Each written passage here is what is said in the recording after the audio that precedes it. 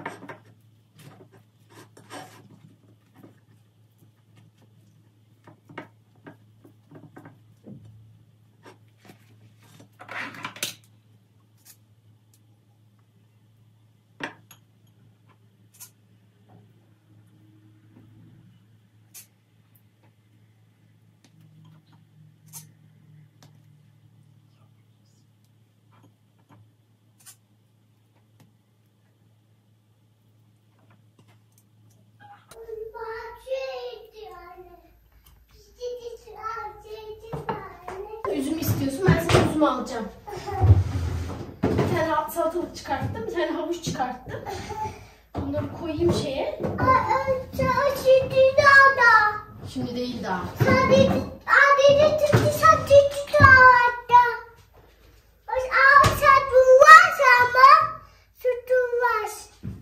Ne yapıyorum ben? Ne bu? Mama. Hayır. Babamı yediş. Anne babamı yediş. Yemedin mi? Yiyecek misin şimdi? Ne yapayım sana? Tost yapayım mı? O tatlı. Ama bir abi bu. Nami. Ne o?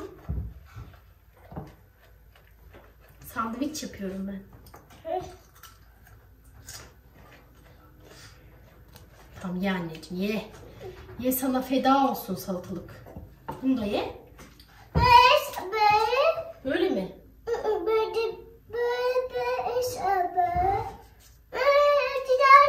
Bir daha değil, tamam.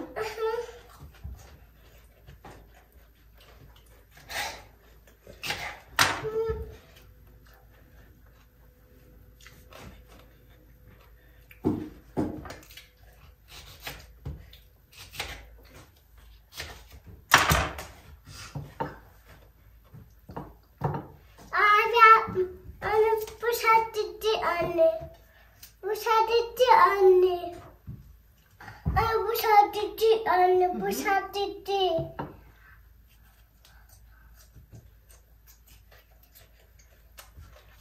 Düşersin, dikkatli ol Aras. Ayağın boşa çıkıyor bak. Bir daha. Biraz soğuk anneciğim, bekle. Komik. Bir daha. Şişhattı. Şişhattı. Avucu derdi. Avucu. Bu şattı. Bu şattı anne. Bu şattı anne. Anne. Anne bu adı. Anne. Yeni videodan hepinize merhaba. Böyle bir sabah sessiz giriş yapmak istedim. Hem birazcık boğazım acıyor, o yüzden de biraz dinleneyim diye. Hem de Sessiz vloglar benim çok hoşuma gidiyor. Aslında bilmiyorum siz nasıl bakıyorsunuz. Hiç konuşmadan sadece o gün yaptığı şeyleri çekiyor ve ses sadece o yaptığı işte mesela bunu bardağa karıştırıyor, onun sesi çıkıyor falan. Ben seviyorum izlemeyi. Şimdi de hemen kendime bir sandviç yaptım. Gördünüz, yanına da yeşil çayımı demledim. Şimdi bunlarla güzel bir kahvaltımı yapayım. Aras'cığım da şu an yemek istemedi. Salatalık istedi zaten. O da salatalığını yiyor. Ondan sonra ona da ya yumurta ya da tost bir şey yaparım. Onu yer. Günümüz böyle. Ben kar yağacak diye bekliyordum. Çünkü Kütahya'ya yağmış, Eskişehir'e yağmış. Biz ortadayız. Bize neden yağmadı bilmiyorum. Buraya yağmadı kar. Belki de bu gece yağacak bilmiyorum. Şeye bakıyorum dağların tepesine. Dağların tepesinde hiçbir kar yok. Büyük ihtimalle daha yağmadı yani yağmayacak. Bugün belki gece yağar bilmiyorum. Öyle işte şimdi kahvaltımı güzel bir yapayım. Ondan sonra inşallah günümüze başlayacağız.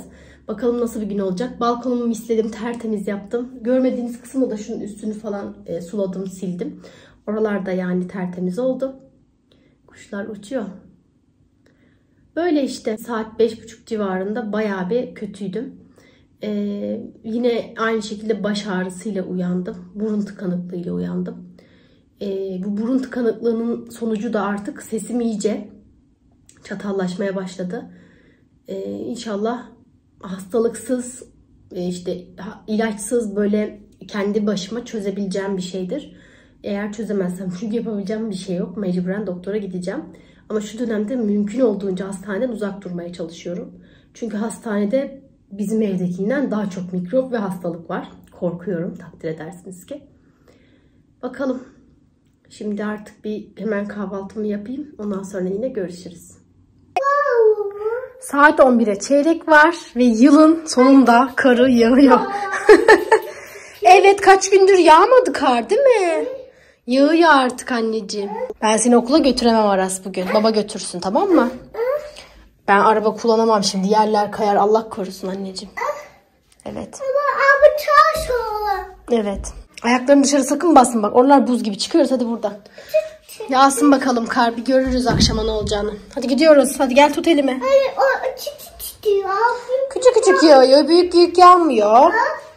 Ben bir duşa girdim. Bir rahatladım. İyi oldu. Evet anneciğim. Aras'cığım okula gitti. Babası götürdü bugün okula. Aslında dışarıda kar yok şu anda. Yağan mevcut ama yine de şey yapayım dedi. Ben götüreyim, sen biraz evde dinlen dedi. O yüzden artık ben de dinlenmeye geçtim. Biliyorsunuz zaten sabah mis gibi tertemiz yaptım çiçeklerimi. Kendimi iyi hissediyorum. Burnumdaki tıkanıklık tamamen geçti şu anda. Ve ilaç da sanırım etki etti diye düşünüyorum.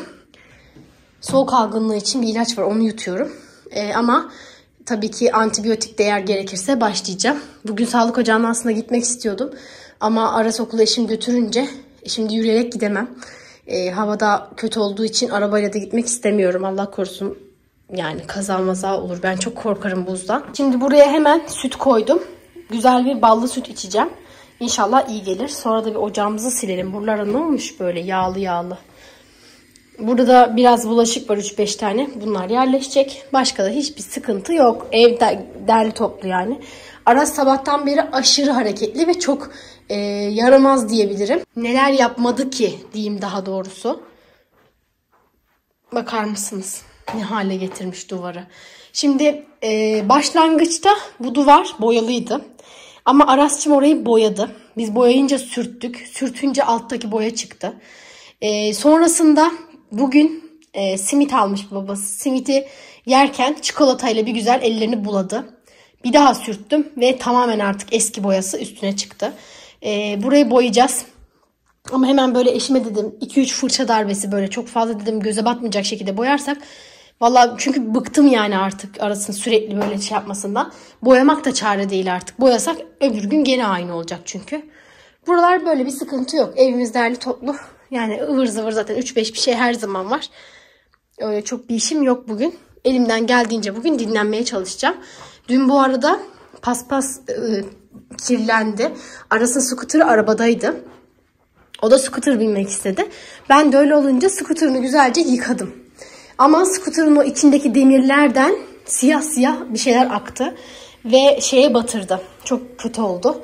Ben de hemen hızlıca çaresini dedim bulayım. Güzelce bir yıkadım. Onunla beraber diğer çamaşırları da yıkadım. Şimdi sadece koyu renkli çamaşırlar kaldı. Bugün de onları yıkayacağım ki tertemiz olsun. Mümkün olduğunca bu dönemde çocuklarınızın üzerindeki kıyafetleri hemen değiştirin. Dışarı çıkıp geldiğiniz anda değiştirmeye çalışın. Evde de mümkün olduğunca 2 günde bir üst değişimi yapmak gerekiyor. Çünkü sonuçta evin içinde de mikroplar olabiliyor. Camları falan çok açamadığımız için mikroplar da çok kırılamıyor haliyle.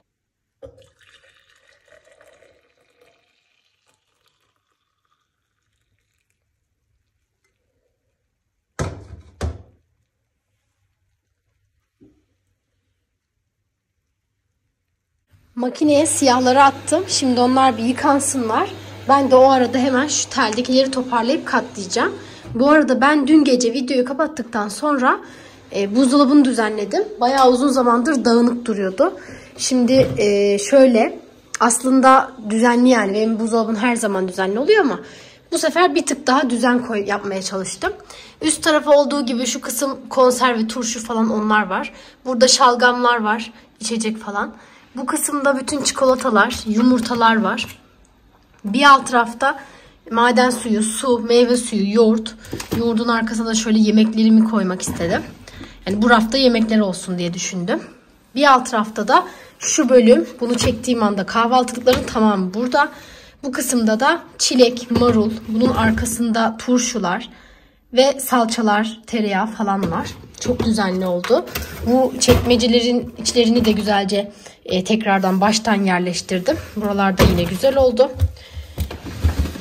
Burası biraz düzenlenmeye ihtiyacı vardı ama alışveriş yaptığım zaman genelde burayı düzenliyorum. Şuradan 2-3 tane mandalina alalım. Aras'cığım çünkü yiyor. Bir tane de elma mı alsam? Elma var mı? Yok herhalde. Bir tane de şöyle yeşil elma alalım. Sarı yeşil neyse.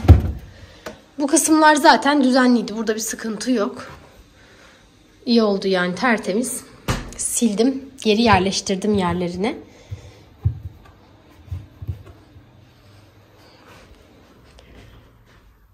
Bunun içerisinde sürekli artık meyve bulunduruyorum. Çünkü dışarıdan yemesini istiyorum arasında. Buzdolabı soğuk olduğu için. Hasta olsun istemiyorum. Havuç sabah istedi, çıkarttım ama sonradan da yemekten vazgeçti. Salatalık, havuç, mandalina ve elma bulundurmam gerekiyor. Çünkü onları çok seviyor. Öyle işte. Rüzgar bu arada bugün de var. Artık ben yatacağım. Bir şey yapmayacağım. Çünkü bugünkü videom zaten yeteri kadar dolu dolu oldu. İnşallah hoşunuza giden bir video olur. Şimdi artık biraz dinlenmeye geçiyorum. Bu arada eğer beni Instagram'dan takip etmiyorsanız Aras ve ailesi olarak bulabilirsiniz. Biz orada da yine çok aktifiz. Günlük olarak her şeyi orada paylaşmaya çalışıyorum. Aras'cığım da yine videoları, fotoğrafları, bir sürü anılarımızla dolu. Yani merak ettiğiniz şeyler olursa oradan da yine cevap yazabilirsiniz, mesaj atabilirsiniz, cevaplarım. Şimdi artık bu videoyu sonlandırıyorum. Çünkü birazcık dinlenmeye ihtiyacım var. Videomu da bir an önce düzenleyip yayınlamak istiyorum. En azından gece daha erken saatte, mesela Aras uyudu 9'da, hemen ben de yatabilirim. Her şeye dikkat ettiğimizde aslında sağlığımız da yerine geliyor. İnşallah ben de kendimi toparlayacağım. En kısa zamanda böyle bomba gibi tekrardan dönüş yapacağım. Ama şimdilik YouTube kanalımız birazcık hasta modunda. O yüzden lütfen hoş görün bu durumu. Şimdi artık bu videoyu sonlandırıyorum. Lütfen kanalıma abone olarak izleyin. Çünkü abone olmayanlar ve izleyenler çok fazla. Bu beni çok motive eder ve gerçekten mutlu olurum.